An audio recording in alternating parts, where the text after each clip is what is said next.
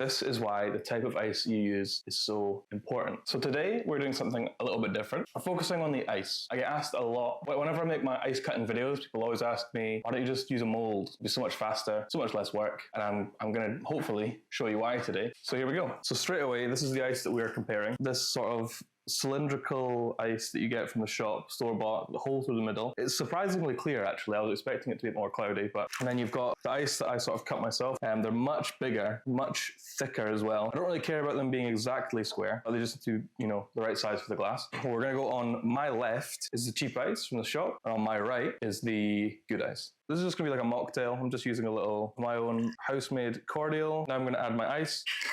So we're adding as much of this sort of cheaper ice as possible.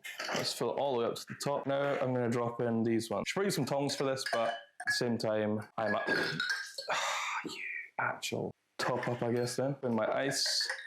There we go. Okay, so just by looking from the eye test, it doesn't look like a bad difference, really. We've got nice thick chunks here, and we've got lots of little bits of ice here. They're holding up well enough. Nothing's sinking down. It's not over diluting like crazy. But in the end of the day, I think, the bigger chunks do just look better. And then I think this is when everything should sort of take form and take perspective, is when I add my dilution and stir it down a bit. Stir this first.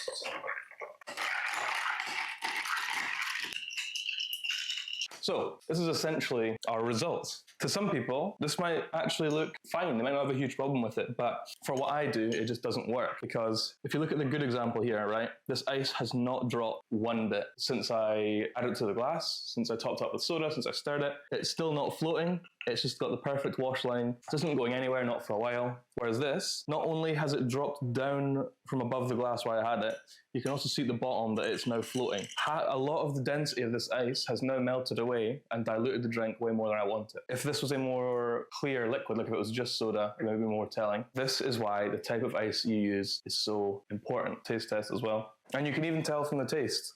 But this one is definitely more diluted now. So let me know what you think. Do you think it's worth it? Is this something that you do, cut your own ice? Are you happy with store-bought? Do you maybe buy from a company local to you? Let me know, but I know what I'm going to keep doing. Cheers.